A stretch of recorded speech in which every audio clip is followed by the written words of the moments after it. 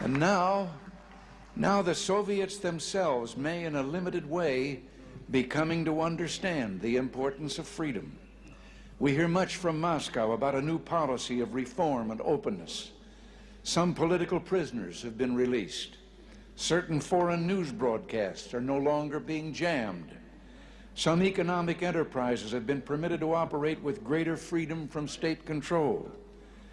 Are these the beginnings of profound changes in the Soviet state, or are they token gestures intended to raise false hopes in the West or to strengthen the Soviet system without changing it?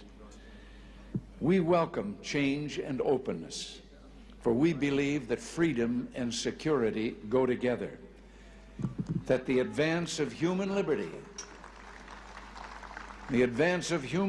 can only strengthen the cause of world peace.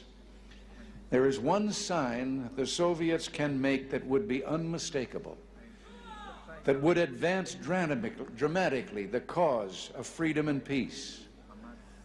General Secretary Gorbachev, if you seek peace, if you seek prosperity for the Soviet Union and Eastern Europe, if you seek liberalization, come here to this gate. Mr. Gorbachev, open this gate.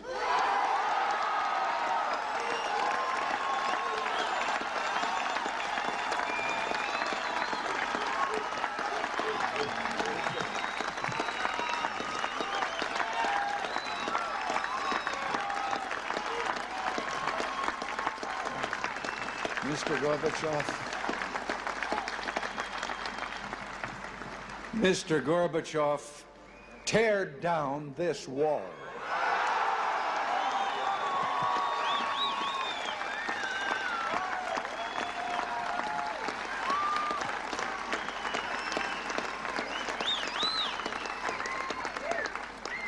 I understand the fear of war and the pain of division that afflict this continent, and I pledge to you my country's efforts to help overcome these burdens. To be sure, we in the West must resist Soviet expansion. So we must maintain defenses of unassailable strength. Yet we seek peace, so we must strive to reduce arms on both sides. Beginning 10 years ago, the Soviets challenged the Western alliance with a grave new threat. Hundreds of new and more deadly SS-20 nuclear missiles capable of striking every capital in Europe. The Western alliance responded by committing itself to a counter-deployment. Unless the Soviets agreed to negotiate a better solution, namely the elimination of such weapons on both sides, for many months, the Soviets refused to bargain in earnestness.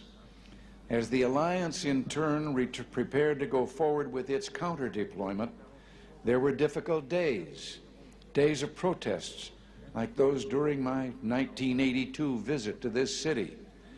And the Soviets later walked away from the table. But through it all, the alliance held firm. And I invite those who protested then, I invite those who protest today to mark this fact. Because we remain strong, the Soviets came back to the table.